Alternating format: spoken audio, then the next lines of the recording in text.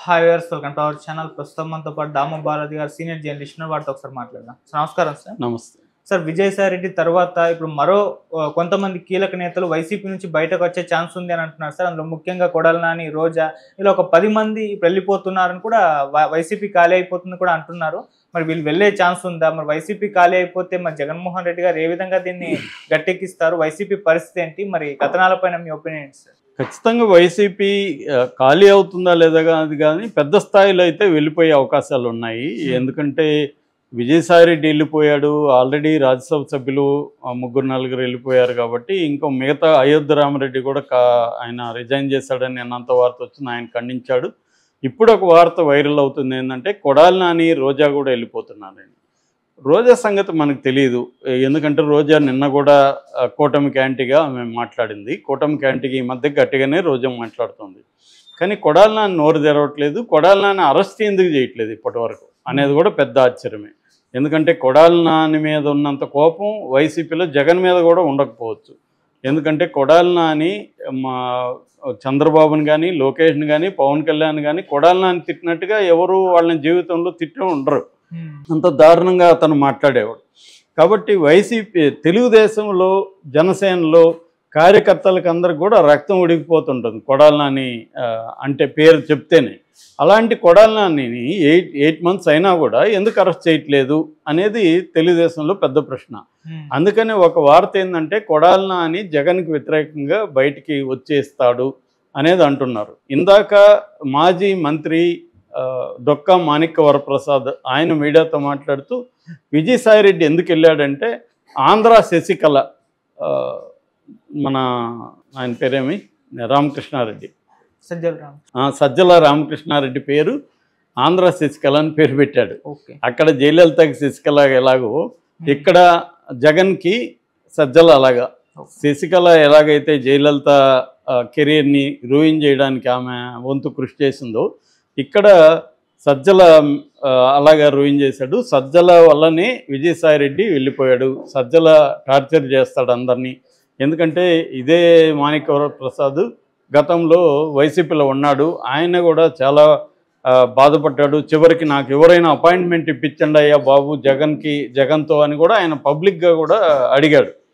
So అందుకని ఇప్పుడు ఆయన కూడా అది చెప్తున్నాడు. అంటే వైసీపీలో అందరినీ ఇబ్బంది పెడుతున్నది సజ్జలే అనేది ఇప్పటికి కూడా అందరూ చెప్తున్నారు, వైసీపీ వాళ్ళు కూడా.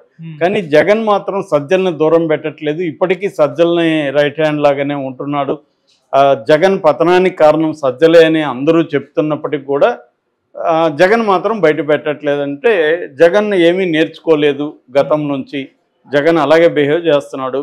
అందువల్ల మొత్తం ఖాళీ అయిపోతారు అనేది మాణిక్య వరప్రసాద్ కూడా చెప్పాడు తెలుగుదేశం. అట్లాగే తెలుగుదేశం నుంచి చాలామంది కూడా ఇప్పుడు పోస్టులు పెడుతున్నారు. వాళ్ళందరూ కూడా ఏమంటున్నారంటే ఇటు జనసేన, తెలుగుదేశం, బీజేపీ కానీ డోర్లు ఓపెన్ చేస్తే అటు నుంచి మొత్తం వచ్చేస్తారు. ఈ డోర్లు ఓపెనింగ్ కోసమే వెయిట్ చేస్తున్నారు. ఎందుకంటే ఇప్పుడే అందరినీ లాగితే జగన్కి సింపతి వస్తుంది, అందరినీ వీళ్ళకి అవసరం లేకపోయినా కావాలనే తీసుకుంటున్నారు అనేది ఒకటి. రెండు, వాళ్ళందరినీ తీసుకొని వస్తే ఇక్కడ జనసేనలో తెలుగుదేశంలో ఉన్న నాయకులకి చాలామందికి ఇబ్బందులు వస్తాయి. ఎందుకంటే లోకల్గా ఆయా ఏరియాల్లో వైసీపీ నాయకులతో గత 5 ఏళ్లలో వాళ్ళు అనేక ఇబ్బందులు ఎదుర్కొన్నారు. వాళ్ళు ఇప్పుడు వచ్చితే వాళ్ళతో కలిసి వీళ్ళు పనిచేయడానికి రెడీగా లేరు. ఆల్రెడీ మనం చూసాము, చాలా చోట్ల జనసేన వాళ్ళు చాలా తీవ్రంగా వ్యతిరేకిస్తున్నారు, వైసీపీ వాళ్ళు వ్యతిరేకిస్తున్నారు, తెలుగుదేశం వాళ్ళు వ్యతిరేకిస్తున్నారు వాళ్ళు రావడం పట్ల. అందువల్ల కూడా వీళ్ళు ఓపెన్ చేయట్లేదు. ఓపెన్ చేస్తే మాత్రం వాళ్ళు వచ్చేస్తారనేది టాక్ నడుస్తుంది. సో ఇప్పుడు కొడాలి తర్వాత వల్లభనేని వంశీ ఇంకొంత మంది కూడా బయటికి వచ్చేసే అవకాశం ఉంది. అంటే ఒకవేళ తెలుగుదేశం జనసేన డోర్స్ ఓపెన్ చేయకపోయినా మేము రాజకీయాల నుంచి విరమించుకుంటున్నాం అని చెప్పైనా బయటకు వచ్చేస్తారు. ఎందుకంటే మనం పోసాన్ లాంటి వాళ్ళని చూసాం రాజకీయాల నుంచి విరమించుకుంటున్నారు. వీళ్ళందరిది కూడా మనం నమ్మలేం. మళ్ళీ జగన్ వస్తాడు అనుకుంటే అటు జంప్ అవుతారు, వీళ్ళు మళ్ళీ రాజకీయాల్లోకి వస్తారు.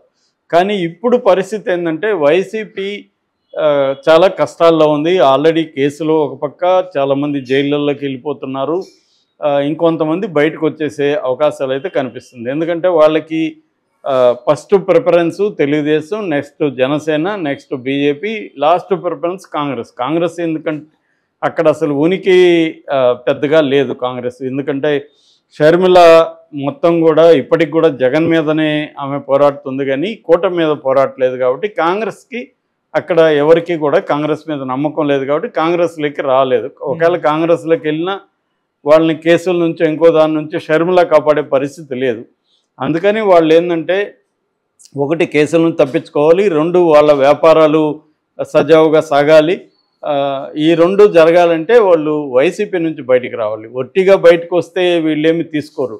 వైసీపీకి నష్టం చేసే విధంగా వాళ్ళు మాట్లాడడం కానీ ఇవన్నీ చేయాలి. ఆల్రెడీ మనం చూసాము ఈరోజు ఇందాక ఢిల్లీలో ప్రెస్ మీట్లో విజయసాయి రెడ్డి వైసీపీకి నష్టం జరిగే విధంగా మాట్లాడుతున్నాడు. ఎందుకంటే గుండెపోటు వివేకానంద రెడ్డి హత్య కేసులో నాకు ఫస్ట్ గుండెపోటు అని చెప్పింది అవినాష్ రెడ్డికి రైట్ హ్యాండ్గా ఉన్న పక్కన ఉన్న వ్యక్తి చెప్పాడు అనేది ఆయన మీడియాతో చెప్పాడు. ఆ మేరకు అది మళ్ళీ ఆ కేసు బయటకు వస్తుంది. అవినాష్ రెడ్డి చంపాడు, అందుకనే అవినాష్ రెడ్డి గుండెపోటు తీరిని బయటికి తెచ్చింది అవినాష్ రెడ్డి.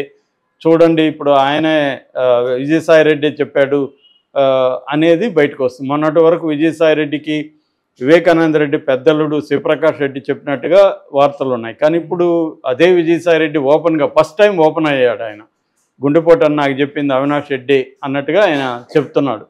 అంటే క్లియర్గా అవినాష్ రెడ్డి దీంట్లో దోషం అన్నట్టుగా వస్తుంది. రేపు ఇదే విషయాన్ని కోర్టులో చెప్తే అవినాష్ రెడ్డికి వ్యతిరేకంగా సిబిఐకి గట్టి సాక్ష్యం దొరికినట్టే. సో అదొకటి. అలాగే విక్రాంత్ రెడ్డి అక్కడ ఏది మన కాకినాడ పోర్టు సీపోర్టుని బెదిరించి అందులో వాటాల్ని అరవిందో వాళ్ళకి రాయించడంలో నా రోల్ ఏం లేదు, విక్రాంత్ రెడ్డిదే ఉంది అన్నట్టుగా కూడా ఆయన చెప్తున్నాడు. అంటే క్లియర్గా వైసీపీని ఇరికిచ్చేట్టుగా ఆయన విజయసాయి రెడ్డి మాట్లాడుతున్నాడు. సో అలాగా రేపొద్దున కొడాలి నాని వీళ్ళందరూ కూడా బయటకు వచ్చి జగన్కి వ్యతిరేకంగా కానీ మాట్లాడడం, లేకపోతే పోలీస్కి విచారణలో జగన్కి వ్యతిరేకంగా వీళ్ళు కానీ స్టేట్మెంట్లు ఇస్తే మాత్రం జగన్కి చాలా ఇబ్బంది. ఎందుకంటే జగన్ మీద రకరకాల కేసులు ఆల్రెడీ ఉన్నాయి. మన డిప్యూటీ స్పీకర్ రఘురామకృష్ణరాజు టార్చర్ కేసులో కూడా జగన్ ముద్దాయిగా ఉన్నాడు, A3 అనుకుంటా. సో అలాగా వీళ్ళందరూ కానీ అప్రూవల్కి మారితే జగన్కి గట్టిగా వ్యవహారం ఉంటుంది. ఎందుకంటే ఇప్పుడు ఒకటి చంద్రబాబు ఆలోచిస్తుండేది ఏమంటే జగన్ని అరెస్ట్ చేస్తే సరిపోదు, అరెస్ట్ చేస్తే ఒక నెల 2 నెలలు ఉండి మళ్ళీ బెయిల్ మీద బయటకు వస్తాడు. అరెస్ట్ చేయకుండా కన్విక్షన్ పడే విధంగా ప్లాన్ చేయాలి అనేది చంద్రబాబుకు ఉన్న ఇది. ఎందుకంటే కన్విక్షన్ పడితే జగన్ పొలిటికల్ కెరీర్ సమాప్తం అయిపోతుంది. అప్పుడు లోకేష్కి ఎదురుండదు, పవన్ కళ్యాణ్ ఒకడే ఉంటాడు. పవన్ కళ్యాణ్తో పవర్ షేరింగ్ అనేది మనం మాట్లాడుకోవచ్చు. కనీసం వరస్ట్ అంటే లోకేష్ 2.5 సంవత్సరం, పవన్ కళ్యాణ్ 2.5 సంవత్సరం సీఎంలుగా ఉండేట్టుగా కూడా మాట్లాడుకోవచ్చు. ముందు జగన్ సంగతి చూడాలి అనేది చంద్రబాబుకు ఉన్నది. సో దీనికి కానీ బీజేపీ కానీ అంగీకరిస్తే చంద్రబాబుకి ఈజీ అవుతుంది. ఇప్పుడు విజయసాయి రెడ్డి ఎపిసోడ్ చూసినాక బీజేపీ కూడా దీంట్లో ఇన్వాల్వ్ అయిందా, బీజేపీ కూడా వైసీపీని తొక్కేసి ఆ ప్లేస్లోకి తాను పవన్ కళ్యాణ్ రావాలని ప్లాన్ చేస్తున్నారా అన్న డౌట్ వస్తుంది. ఇప్పటి వరకు జగన్ కాపాడింది బీజేపీనే. ఇప్పుడు జగన్ కాపాడాల్సిన అవసరం బీజేపీకి ఏముంటుంది? బీజేపీ కానీ ఒకసారి డిసైడ్ అయిందనుకో, జగన్ బలహీనంగా ఉన్నాడు, చంద్రబాబు స్ట్రాంగ్గా ఉన్నాడు, చంద్రబాబు మనకు అనుకూలంగా ఉన్నాడు, ఎక్కడ గట్టిగా మనకు యాంటీగా ఏమీ మాట్లాడట్లేదు, ఏమీ చర్యలు లేవు. రెండోది ఇండియా కూటమి వైపు చంద్రబాబు వెళ్ళే పరిస్థితి కూడా లేదు. కాబట్టి 2029లో కూడా కూటమి బేస్ చేసుకొని మనం ఎన్నికలకు వెళ్ళొచ్చు అని కానీ బీజేపీ డిసైడ్ అయితే జగన్ని కంప్లీట్గా రాజకీయంగా జగన్ని తొక్కేసే అవకాశం